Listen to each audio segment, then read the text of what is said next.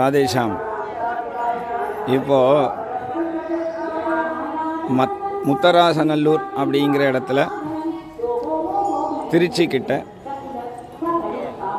இங்கே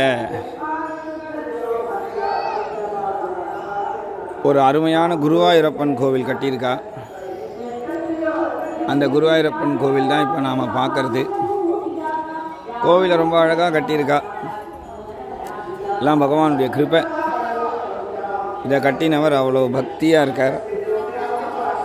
இப்போ இந்த இடத்துல ஒரு சப்தாகம் பண்ணணும் அப்படின்னு வந்திருக்கோம். அதனால் ரொம்ப அருமையாக இருக்குது இந்த இடம். இவா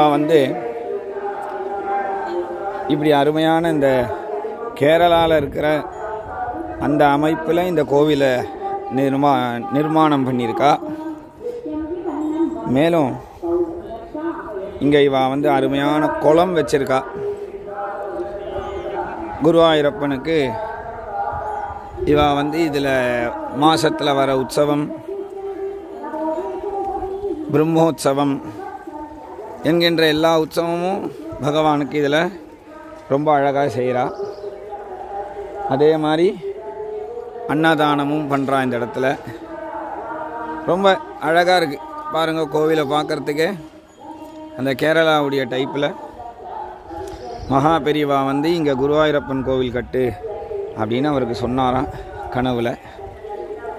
அதனால் அவர் ரொம்ப அழகாக இந்த மாதிரி ஒரு இது கட்டியிருக்கார். இங்கே பாகவத சப்தாகம் பண்ணுறதுக்காக நான் வந்திருக்கேன். அதனால் ரொம்ப அருமையாக இருக்குது. இன்றைக்கி சப்தாகம் முடியறது. அதனால்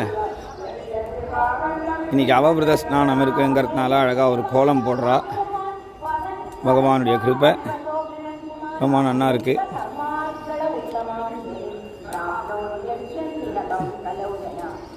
நிறையா பசுமாடுகளெல்லாம் பராமரிக்கிறா. அதுவும் ரொம்ப அழகாக இருக்குது. பசுமாடா பராமரிக்கிறதுங்கிறது சாதாரண விஷயம் இல்லை.